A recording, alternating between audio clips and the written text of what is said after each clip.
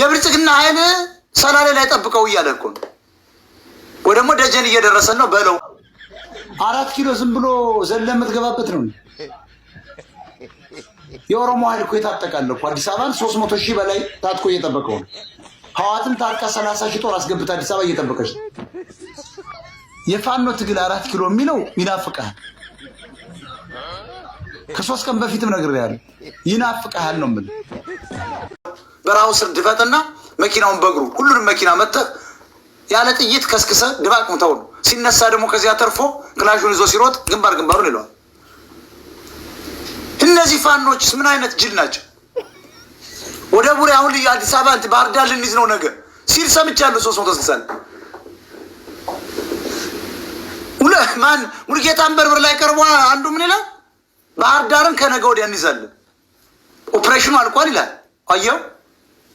አየው ይህ ሰውዬ ታዲያ የፋኖ መሪ ነው። ፋኖ ውስጥ ገብቶ ፋኖ የአማራ ህዝብ እንዲገደል የሚያደርግ ነው ማለት ነው። ሴራ ነው ማለት ነው። 8ኛው እዙ የመንግስት ኃይልና የዲያስፖራው ክንፍ የገንዘብ ሰብሳቢው ዘራፊው በአማራ በተስረከረከ ደሙ ላይ ስልጣን ለመያዝ ለ7 ሰዎች ስልጣን የ7 ሚሊዮን አማራ ትግል ለመጉዳት ወይም ደግሞ እያዳከመ ስለሆነ ከመንግስትና ከዲያስፖራ የአማራ ጠላቶች ጋር እና ከጠላት ሚዲያዎች የተገናኙትን ሁሉ በአዲስ መልክ በማዋቀር የአራቱም ክፍላት ሀገር እዝ መሪዎች በአንድ ጠንካራ የተማረ ውጊያ ልምድ ያለው ስርዓቱን ጠንቅቆ የተረዳ